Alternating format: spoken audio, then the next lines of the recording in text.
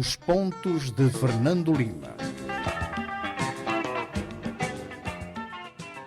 Cumprimentamos os nossos ouvintes da Rádio Savana 100.2 e bom dia.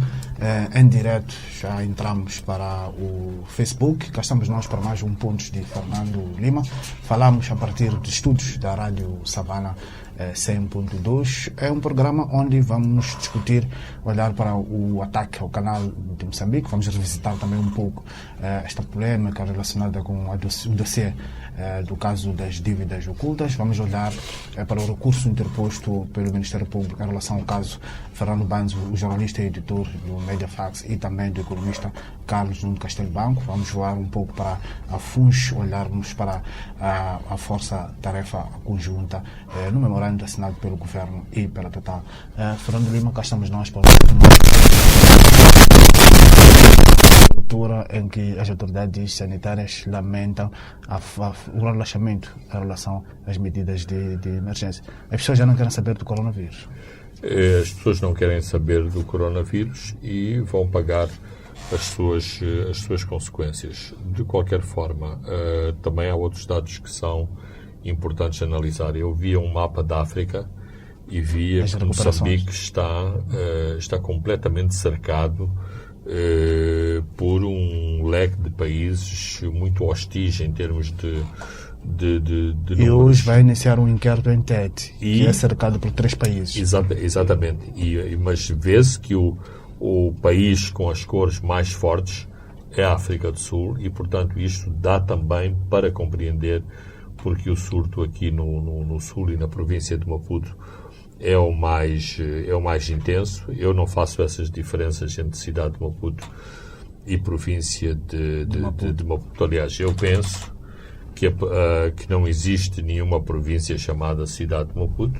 Aquilo que existe é a cidade de Maputo que tem estatuto de província, mas pronto, há outros indivíduos até muitas vezes... É como os vogais da CNE têm estatuto de vice-ministro, mas não são vice-ministros. Bem, até há um sentido oportunista, por exemplo, se não houvesse esta pressão para se considerar Maputo província, por exemplo, se calhar não havia círculo eleitoral da província de Maputo. Se calhar não teríamos secretária de Estado para a província de Maputo. Ou seja, o lobby para os tachos e para as mordomias é tal que mesmo conseguindo-se passar ao lado do posto de governador, de governador para a cidade de Maputo, não se conseguiu travar a possibilidade. Então, Maputo, penso que tem um administrador para a cidade de Maputo, tem um secretário de Estado para a cidade de Maputo e tem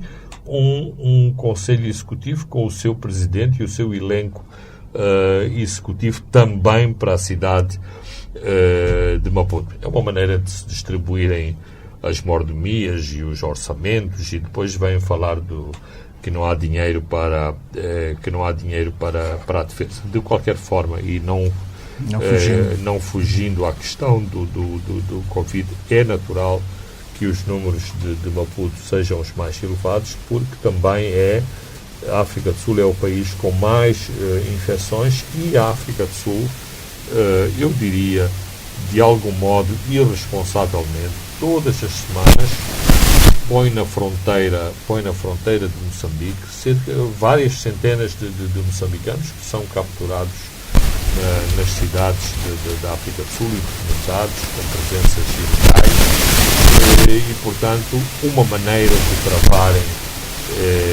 quer a onda do Covid, quer a circulação de indocumentados, quer a pressão sobre o emprego na África do Sul e a pressão nas ruas da África do Sul é pôr todas estas pessoas que são detidas pela polícia na fronteira com Moçambique, muitas vezes causando problemas à gestão moçambicana de receber essas sem controle e, neste caso concreto, em relação à pandemia, também com muitas dificuldades para controlar estas pessoas, se estão ou não estão contaminadas, se estas pessoas de facto ficam retidas também na fronteira ou regressam a sítios como o Choque ou como a machixe ou macinga, e depois criam focos da epidemia nessas mesmas províncias. Muito bem, Fernando Lima, antes de entrarmos para os principais temas deste programa, vamos ao seu tema de semana,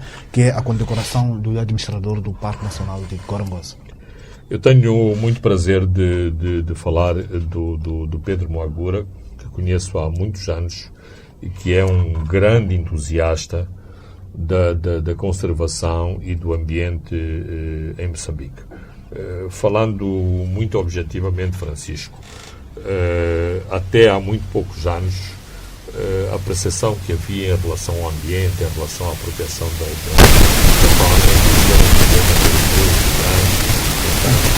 Nós, aqui em África, podemos disparar até por parques de milhões, para já todos estes animais são nossos. Depois, porque são nossos, podemos disparar à toa. 3, porque somos africanos, não temos que nos sujeitar a essas concessões de conservação que nos são impostas por americanos e por europeus. O Pedro Moagura é muito genuíno nas suas concessões de conservação, de respeito pelo ambiente, e com ações muito concretas, e que também tem outra faceta muito importante em Moçambique. Muitas vezes abraçamos estas causas porque temos uma ONG atrás que nos dá dinheiro. O Pedro é genuíno, faz as suas próprias criações na sua casa. Quando chegou ao parque da Gorongosa, ele já era um conservacionista. Portanto, é uma pessoa por mérito próprio, por interesse, imediatamente chegou onde chegou. Ele hoje é o diretor, o administrador do Parque Nacional do Parque Nacional. E um dos grandes impulsionadores da cultura do café ali na... Exatamente, essa é a faceta. Antes de chegar ao café, ele também é a pessoa que tem um peso muito importante na força de fiscais do parque, que são importantes como elementos de dissuasão de caça furtiva. Agora, a razão porque ele foi homenageado por organizações importantes como o IUCN e o WCPA, isto são as siglas destas duas organizações muito importantes e muito influentes no ambiente mundial da conservação da natureza e também da proteção dos parques, é de facto o seu amor pelo café. Ele foi muito impulsionador desta cultura dentro do parque. Para as pessoas que não conhecem o Parque Nacional da Gorongosa, esta zona do café, de algum modo, é separada do resto do parque. É uma zona que eventualmente tem fauna, mas é uma zona que é utilizada na montanha, que é utilizada pelos camponeses para cultivar o café. E o café é cultivado debaixo de outras árvores de grande porte. Qual é a importância disto? É que, para termos uma população que exerce menos pressão sobre a fauna e sobre a flora, nomeadamente o desmatamento, as queimadas, o abate de árvores, temos que ter estas culturas que são culturas de rendimento e culturas de rendimento que fazem a diferença. Não é preciso ser um grande economista para ver a diferença entre 1 quilo de café e 1 quilo de milho, ou meixoeiro, ou mapira, que são as culturas tradicionais dos camponeses da zona centro. Portanto, o café faz a diferença. O café faz a diferença na economia familiar destas pessoas e diminui pressões sobre o parque. Portanto, é este o mérito do Pedro Moagura, e é este o mérito da atribuição do prémio a esta figura muito destacada na conservação em Moçambique. Muito bem, Fernando Lima, agora vamos olhar para o caso do canal de Moçambique.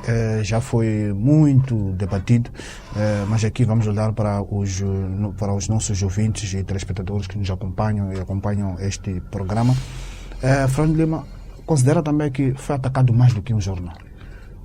Claramente, Francisco. Esta tem que ser a dedução e tem que ser a análise obrigatória a ser feita. Eu penso que o incêndio no canal, a queima de um jornal, faz parte de uma escalada, de uma escalada de ataques contra a liberdade de imprensa e, portanto, temos que nos interrogar se esta escalada vai parar por aqui ou é mais um passo e o passo a seguir, por exemplo, pode significar a eliminação de algumas vozes como mais uma medida de punição e uma medida, digamos, intimidatória para calar outros órgãos de informação e jornalistas influentes em Moçambique. Portanto, é neste contexto, quanto a mim, que deve ser encarada o ataque ao canal. Eu devo dizer que o canal reagiu muito bem, o que prova exatamente que nos dias de hoje, e acho que isto também foi expresso exemplarmente pelo editorial, por um editorial muito bem elaborado que o canal fez sobre o ataque de que foi vítima, de que os computadores são apenas os meios que utilizamos para escrever. Se as nossas ideias, se a nossa vontade se impõem e são determinantes naquilo que nós fazemos, os computadores são apenas os meios que nos auxiliam a produzir jornais e a produzir conteúdos para outras plataformas de comunicação, como seja a televisão e a rádio. E isso prova-o na sua plenitude.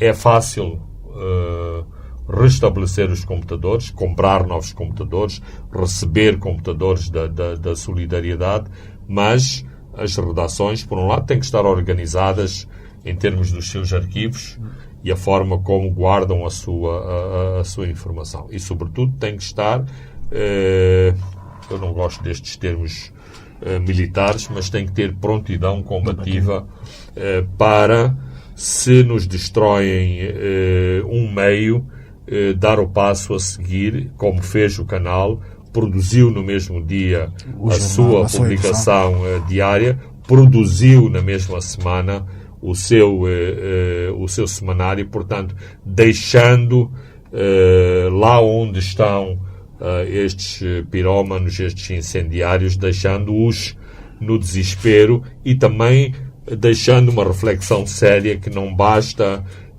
chegar com os seus coquetéis Molotov e as suas bombas incendiárias, os seus bidões de gasolina para causar este prejuízo, porque o que conta de facto é a determinação e as causas por que lutam estes jornalistas, no caso concreto, os jornalistas do canal do Moçambique. Estes ataques, Fernando, são sempre lançados através das redes sociais por aquilo que é considerado a frente falante dos esquadrões do Norte. E são e estes cachorros que estão soltos estão muito bem posicionados e alguns deles ocupam posições importantes na estrutura do Estado. O que é que isso pode estar a sugerir?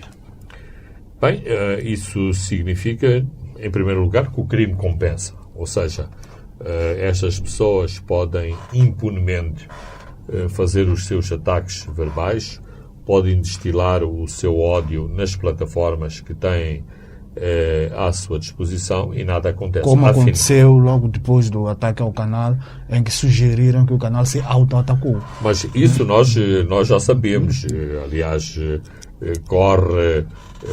corre intensamente em determinados círculos que o canal teria problemas financeiros e queimou as suas instalações, que nem sequer eram sua pertença, e portanto fez as contas à meia dúzia de computadores que tinha lá dentro, salvou os ficheiros e fez todo este espetáculo para atrair a atenção sobre si e arranjar solidariedade e fundos adicionais. Nós sabemos que não é assim. Também sabemos do ódio profundo que geravam todas as semanas as edições do canal de Moçambique, pelo tipo de artigos que trazia e até pelos cartoons que publicava. Talvez um dos cartoons, não sei se há uma palavra em português para dizer, portanto, a caricatura, a página dedicada à caricatura, uma das mais violentas e contundentes caricaturas que foi publicada nos últimos meses, refere-se às violações ou aos abusos sexuais de Matalane. Não só pelo seu conteúdo explícito. Estou a imaginar o Sérgio Vieira, que sempre demonstrou algum puritanismo sobre desenhos e linguagem e cartoons, ao ver aquele cartoon, mas, quanto a mim, é preciso carregar muitas vezes as cores de um determinado evento para fazer acordar a sociedade. Não são o que aconteceu em Matalane, não são 15 jovens vítimas de assédio sexual, é uma ponta do iceberg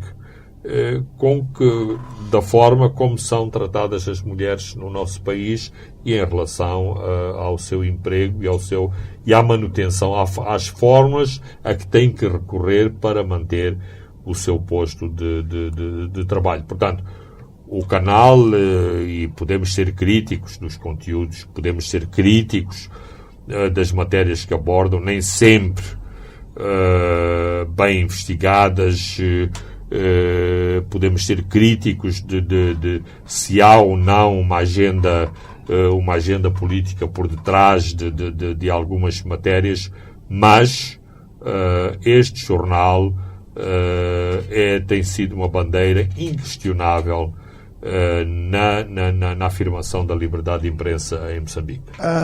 Acredita que este ataque pode promover um clima de medo, um clima de insegurança dos que fazem de pensamento livre a sua defesa, a base fundamental dos seus valores e das suas lutas? Lembro-me que pairou isto a quando o assassinato de Carlos Cardoso. Claramente que sim, mas estas coisas são passageiras. Por um lado, hoje existe este sentimento, e isto é um chavão, dizer que não há almoços grátis. Não há almoços grátis na imprensa. As pessoas que trabalham na imprensa sabem que não vão ficar ricas trabalhar neste setor. Os ordenados não são bons, ninguém fica rico. Pode-se recorrer à corrupção, mas tarde ou cedo as pessoas são apanhados em esquemas que mancham as práticas do bom jornalismo. E depois há um outro elemento que é fundamental. As redações estão cheias de jovens e é muito difícil aplacar a energia, o dinamismo, mesmo o voluntarismo e os sentimentos de rebeldia que habitualmente acompanham os jovens. Portanto, o facto de as redações serem compostas por pessoas desta faixa etária também ajuda muito a que a semente da rebeldia continue a imperar nas redações. Uma outra ideia que me parece importante em relação ao ataque e à ação que foi feita com o canal é aqueles que não gostam da liberdade de imprensa e que aceitaram contrafeitos que a Constituição de 1990, que este ano celebra 30 anos, tivesse um capítulo dedicado à liberdade de imprensa. Estes setores contrafeitos acham que tem que sempre mandar avisos à navegação e dizer é verdade, há liberdade de imprensa, mas ela tem limites, tem o seu formato, tem as suas fronteiras.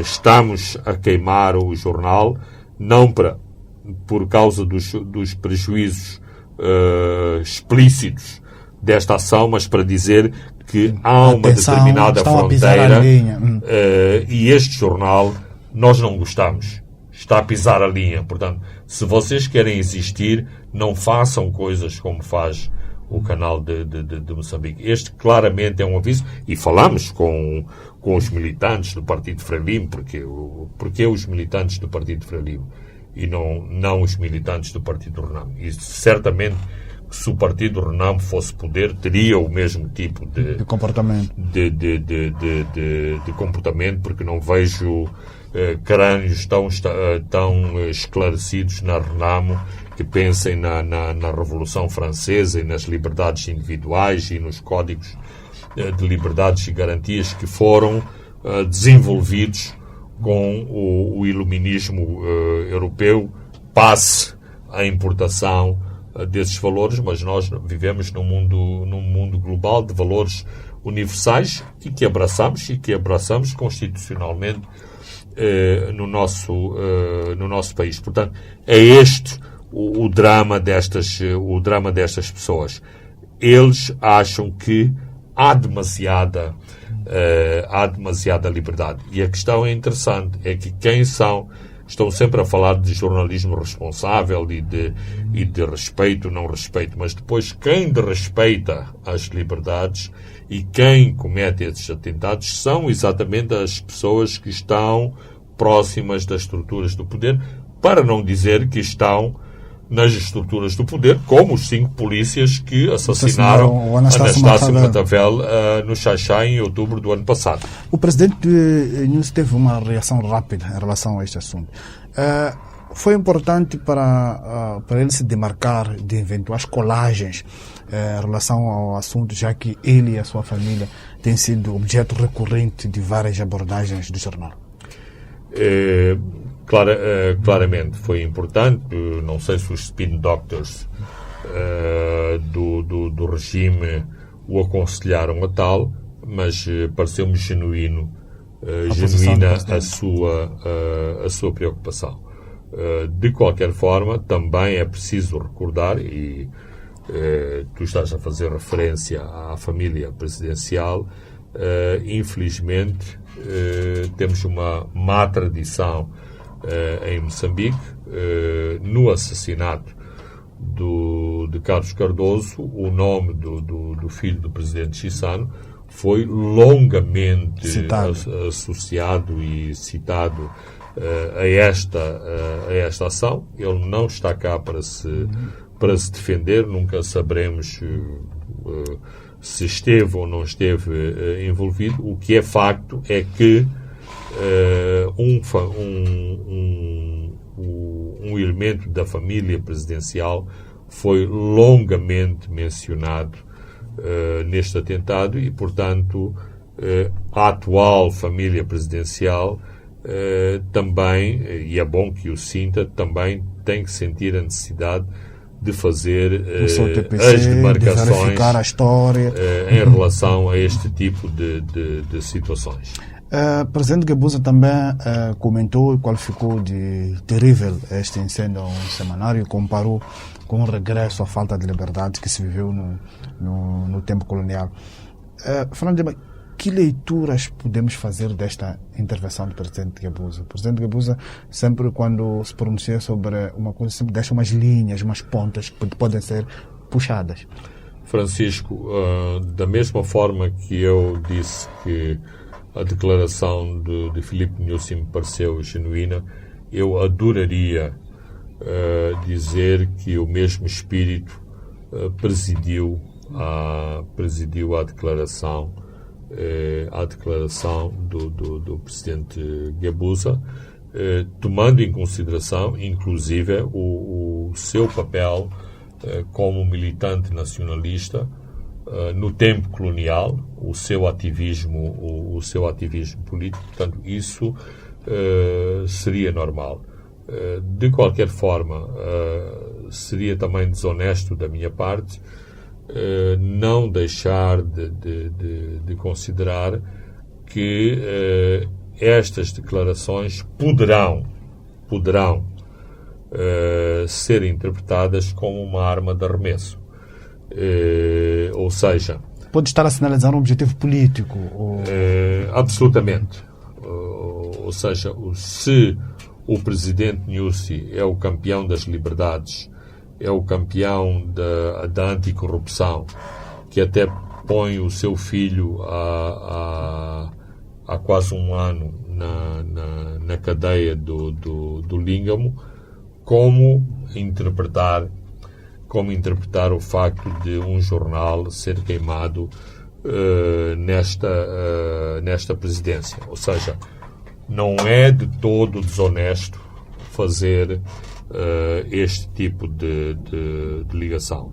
Ainda um aspecto mais subversivo e com o qual eu não concordo. Se calhar as cinzas do jornal ainda estão quentes, é leviano tocar estes assuntos, mas nós somos jornalistas e temos que ter a frontalidade de falar destas coisas.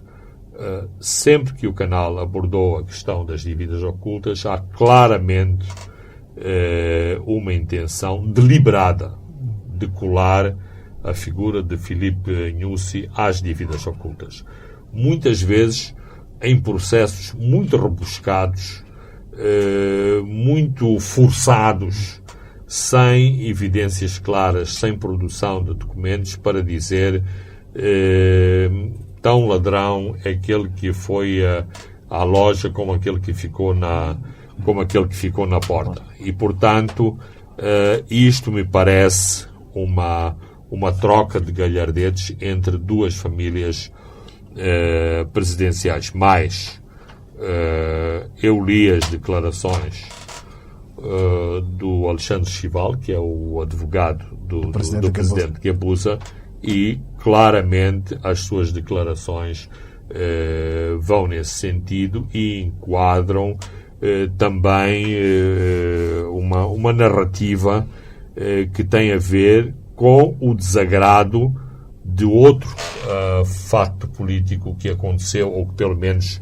veio à tona na imprensa esta semana, e penso que vamos abordá-lo aqui, que é o facto de o presidente Guebuza ser considerado personalidade relevante para esclarecer o caso das dívidas ocultas. O caso das dívidas ocultas num caso civil na Barra de Londres.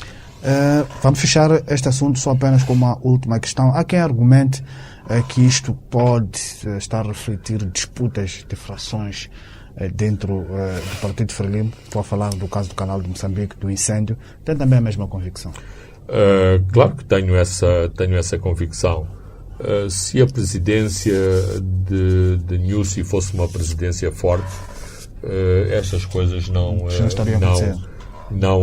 aconteciam. Há muito tempo que os cachorros ou estariam açaimados ou estariam de volta ao canil, porque é importante também referenciar, e por isso mesmo às vezes determinadas declarações parecem hipócritas e cínicas.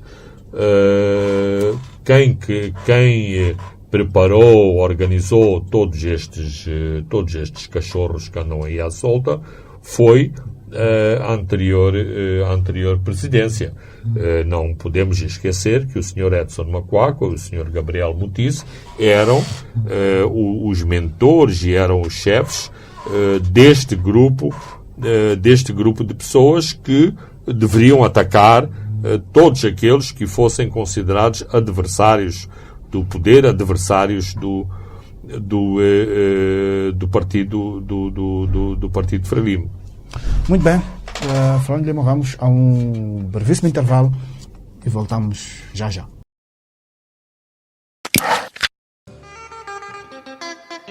Os pontos de Fernando Lima.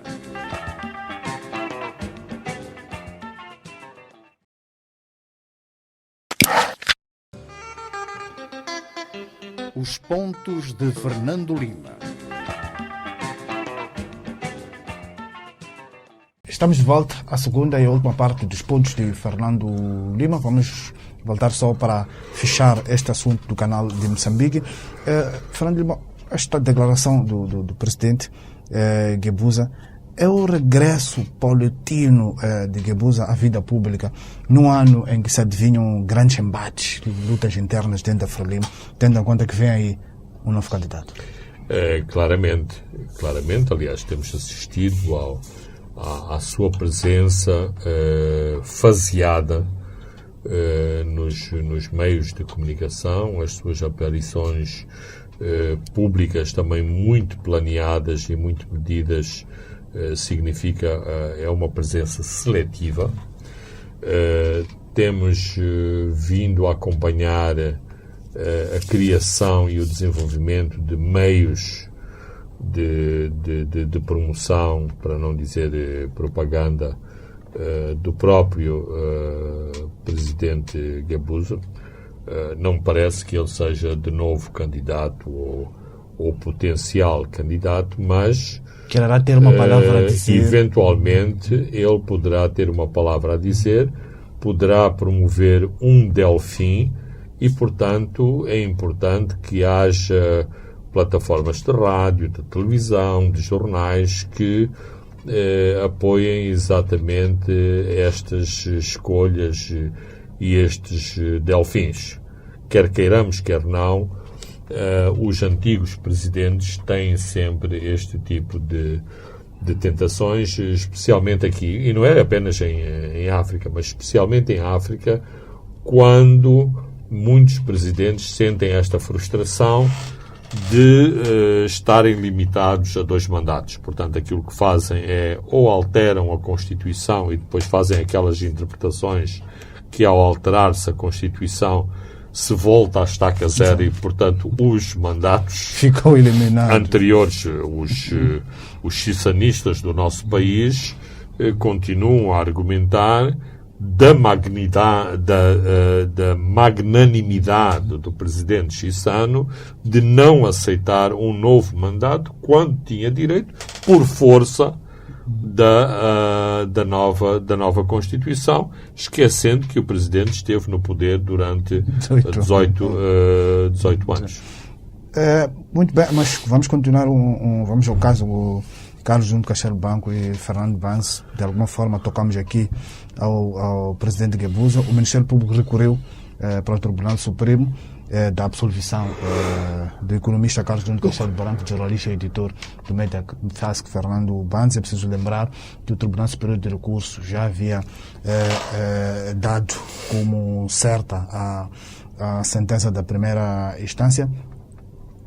Este caso tem a ver com a difamação, calúnia e injúria contra o chefe de Estado, Armando Guebuza.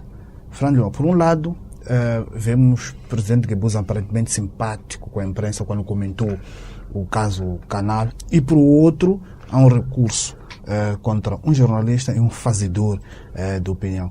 Estamos perante uma contradição ou temos que saber separar as águas aqui? Não, eu não. Quer dizer, aqueles que gostam de ser iludidos, usando a expressão brasileira que está muito na moda, engana-me que eu gosto, talvez iam fazer aqui um discurso da independência dos poderes e da não comunicação entre os poderes executivos e o poder judicial. Eu não acho assim, não considero assim. Acho que continuamos o poder, a unicidade do poder, embora ela não se manifeste sempre na sua plenitude, mas em muitas das causas claramente assim se manifesta. Aliás, eu acho uma estranha coincidência que o juiz da causa, o juiz João Guilherme, a quem se vaticinavam altos voos, grandes voos na área criminal, depois desta histórica sentença absolvendo o economista Castelo Branco e o editor Vance, foi passado à secção comercial, claramente nos meios jurídicos uma instância de muito menor importância e também de muito menor relevância na vida jurídica do nosso país, quando o crime tem toda a importância, ou seja, tem todo este este aparato de se constituir como um perigo para a estabilidade da nossa sociedade. Portanto, ou os juízes do Ministério Público ou os magistrados do Ministério Público levam muito a peito os seus pergaminhos e as suas posições neste caso, ou temos alguém por detrás do Ministério Público a manejar. Cai um despacho ou uma sentença, faz com que o recurso seja interposto. O recurso é de lei, é permitido por lei, que siga o seu caminho. Espero que os advogados que de forma brilhante têm argumentado a favor dos seus clientes, da inocência dos seus constituintes, nomeadamente o jornal Mediafax e o economista Castelo Branco, continuem a fazer com o mesmo brilhantismo a defesa destas pessoas, para que mais uma vez e finalmente seja assegurada a derrota daqueles que têm tanto ódio contra a liberdade de expressão. Vamos ao FUNS. O Governo e a Total assinaram um memorando de entendimento para uma força-tarefa conjunta para a segurança do projeto de gás natural deste consórcio que é liderado pela Total. Fernando, este memorando pode refletir o incremento das atividades da Total ou também pode se aliar também à agudização da situação de segurança em Cabo Delgado? Tudo isso faz parte do memorando. E também outro facto formal é que houve, como nós costumamos dizer, pastas que foram passadas. O anterior memorando de entendimento e acordo de março de 2019 era com a Anadarko. Há uma nova entidade e essa entidade está a assinar este acordo. Com a entrada em cena de uma nova entidade, claro que se aproveitou para se rever a situação e adaptar o memorando de entendimento a uma nova realidade. Qual é a nova realidade? É que há um incremento de atividades que põem em causa a segurança em Cabo Delgado, que potencialmente poderão prejudicar o desenvolvimento do projeto de óleo e gás e, portanto, o memorando acautelou estes aspectos. O que é que compreende o memorando? Uma questão muito simples. Há uma força dedicada especialmente ao projeto de óleo e gás. Essa força, por acordo entre as partes, é parcialmente apoiada pelas entidades que estão a desenvolver o projeto de óleo e gás, nomeadamente a logística, a alimentação, transporte, comunicações e subsídios nas subvenções que esta força, que é e que pertence às Forças de Defesa e Segurança de Moçambique, recebe pelo facto de estar alocada a este projeto. Nada de novo. Alguns setores da sociedade civil argumentam que este modelo de proteger a base, na base de pagamentos, levanta sérios problemas de soberania. Ou seja, o governo está a privatizar uma parte das suas forças da FDS ao destacar para aquela região. Também concordo com isso? Eu respondo em dois tempos. Teoricamente, posso compreender que tem razão de ser este tipo de preocupação. Em termos práticos, penso que há uma questão muito objetiva que é preciso preservar, desenvolver e avançar, e muitas vezes temos que ter o necessário pragmatismo para compreender essas situações. Eu, de facto, e ao longo desta semana, tenho ouvido o destilar de muita ignorância sobre a natureza deste tipo de acordos, e também alguma tentativa de protagonismo político em relação a estas coisas. Então, por um lado, nós argumentamos que as nossas forças de defesa não combatem bem porque falta a logística. O que é que nós queremos?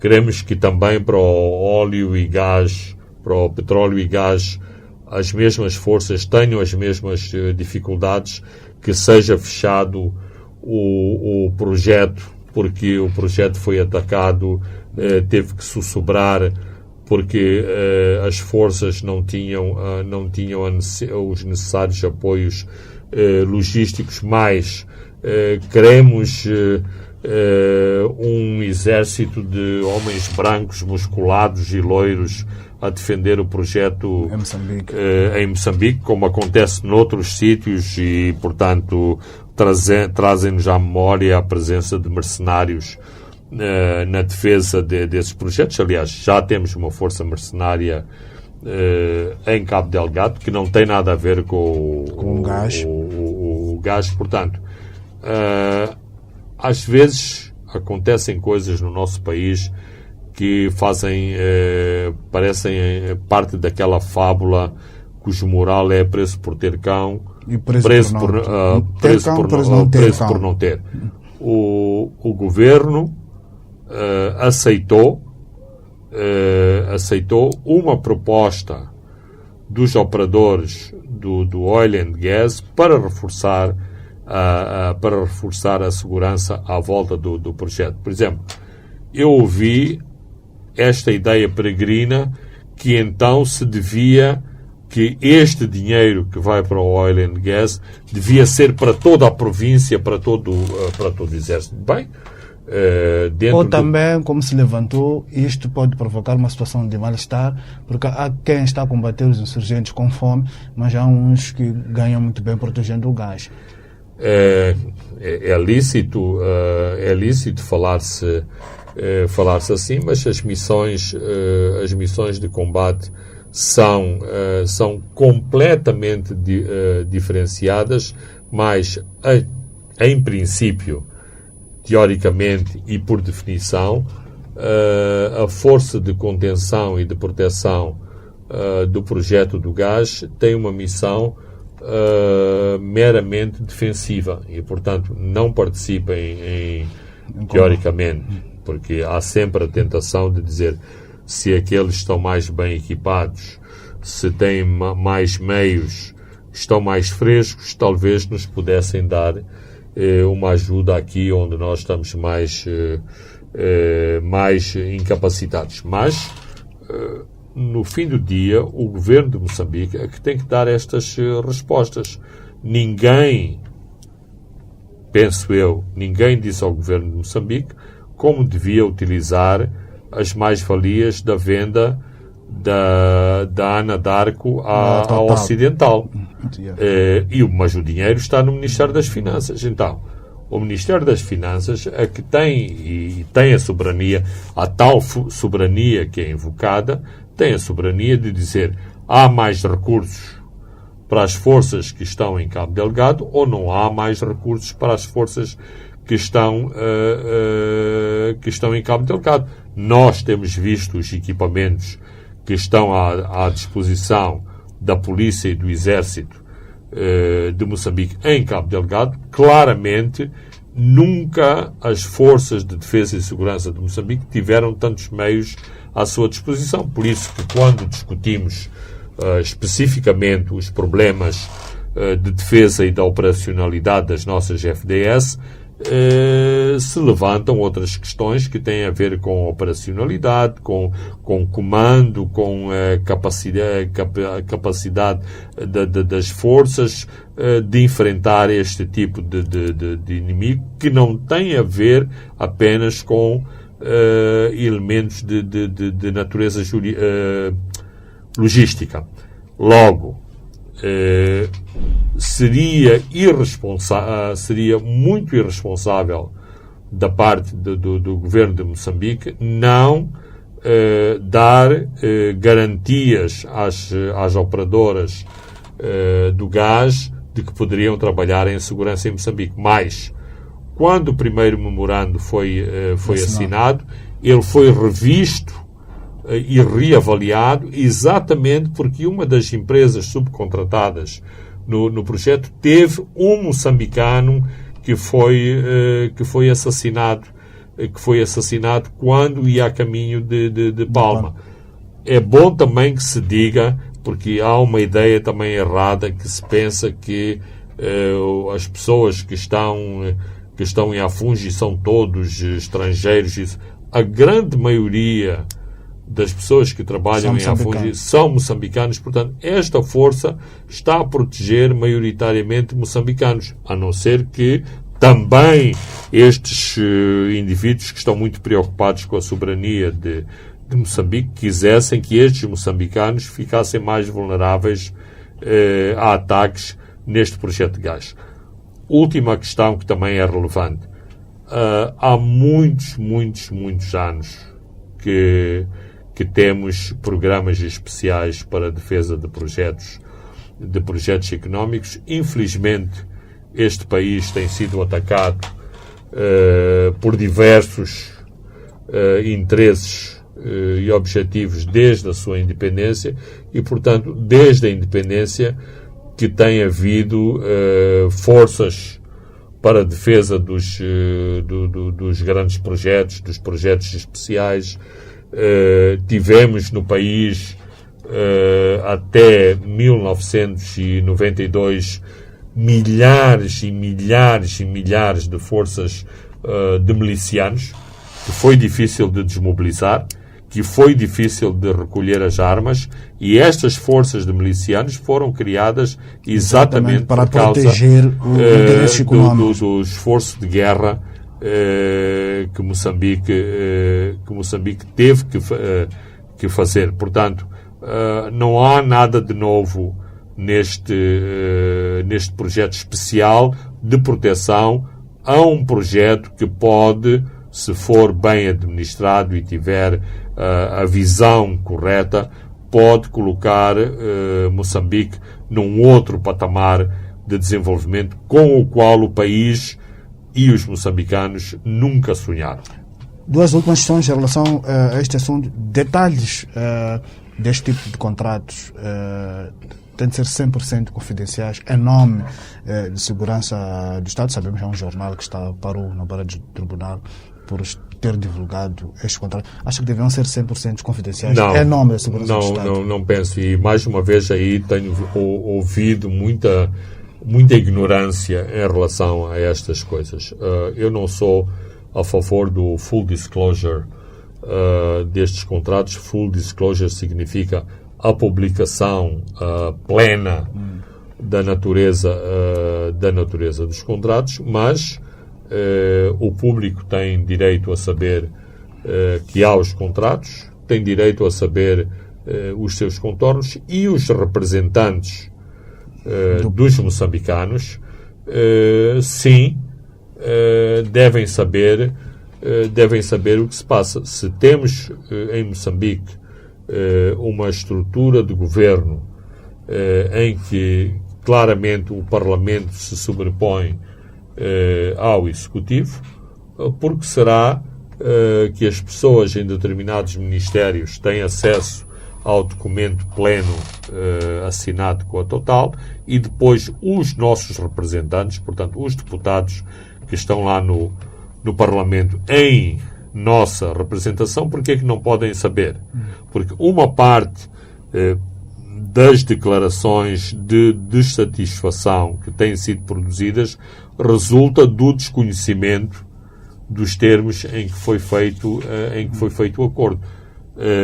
Na grande maioria dos países há comissões especializadas em matérias de segurança, Forças Armadas e Forças Armadas e inteligência, que funcionam em moldes diferenciados de, por exemplo, uma Comissão de Direitos Humanos ou de Economia, onde exatamente existe mais confidencialidade, em que muitas vezes os deputados são pessoas com experiência militar, com experiência na área da inteligência, a quem estes comitês, estas comissões, são providenciadas informações cruciais que mantêm estas pessoas completamente bem informadas do que se passa. Ora, aqui em Moçambique quer-me parecer que há um déficit de informação muito grande.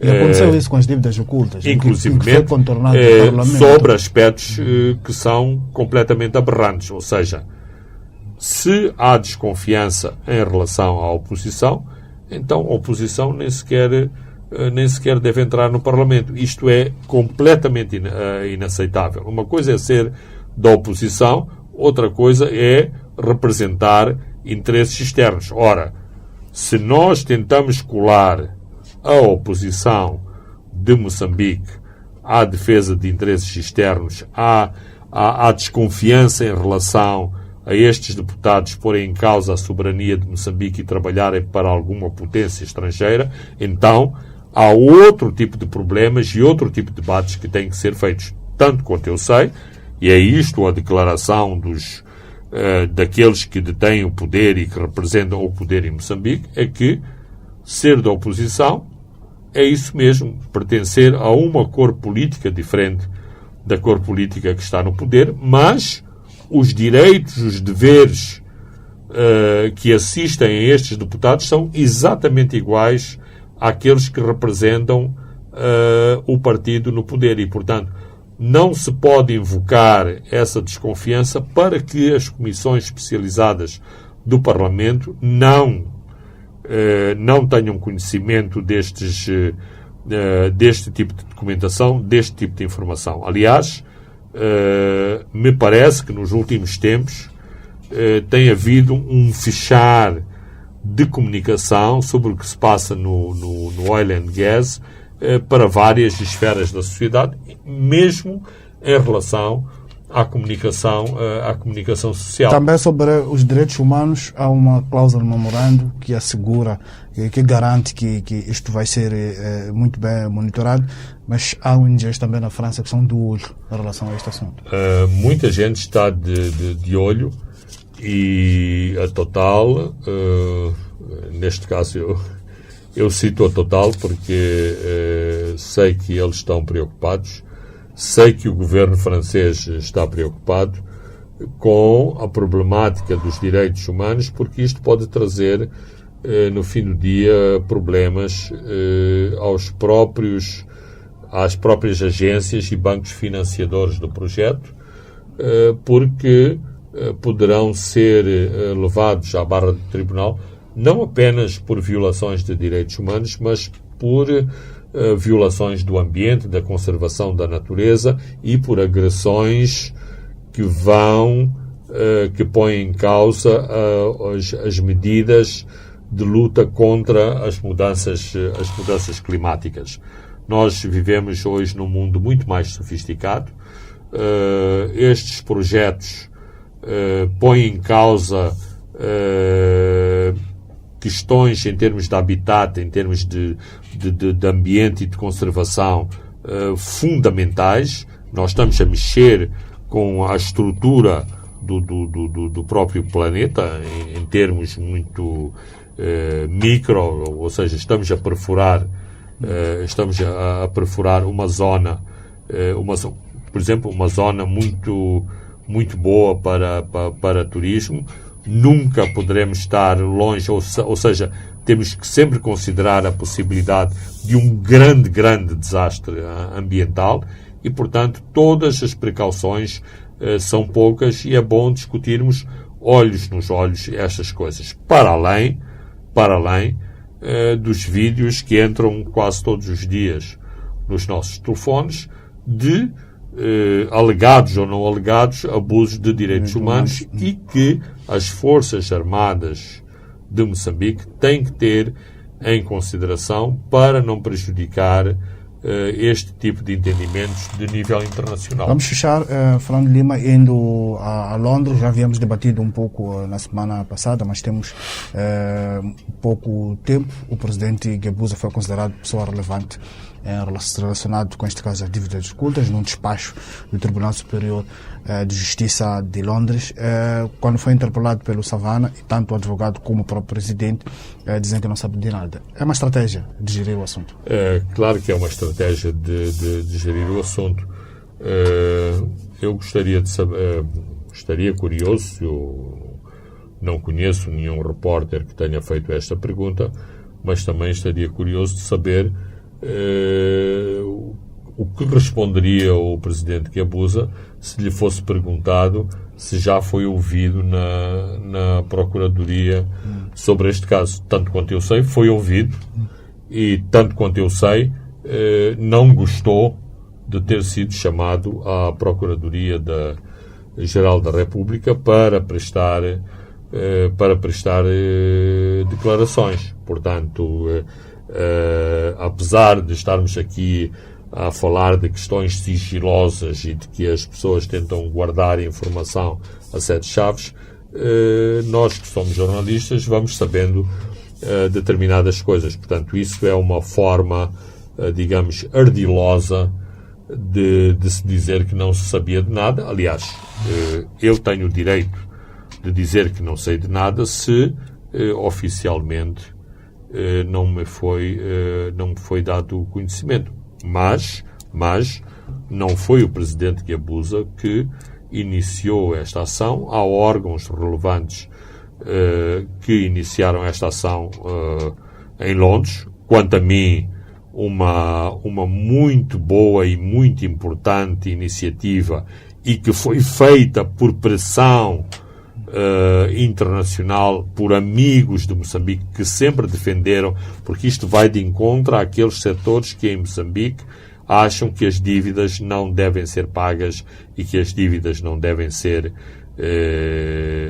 honradas, e portanto é natural que outros protagonistas neste assunto complicado e controverso sejam arroladas, nomeadamente o presidente Guebuza, nomeadamente a vice-ministra, a antiga vice-ministra das Finanças, Isaltina Lucas.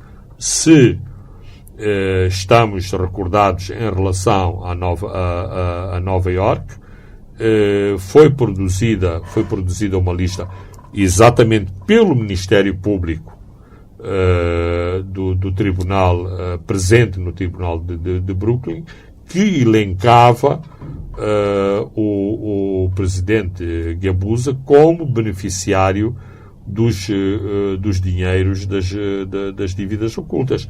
Isto é um facto, não é uma especulação jornalística, corresponde à documentação oficial de um tribunal de instância em Nova Iorque.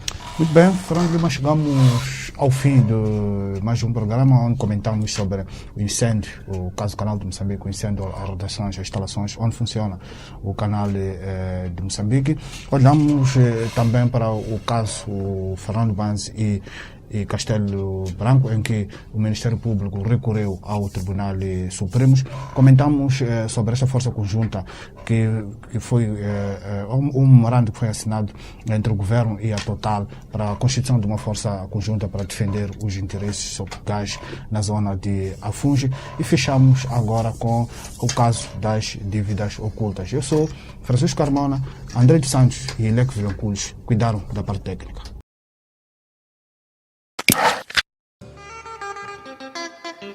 Os pontos de Fernando Lima.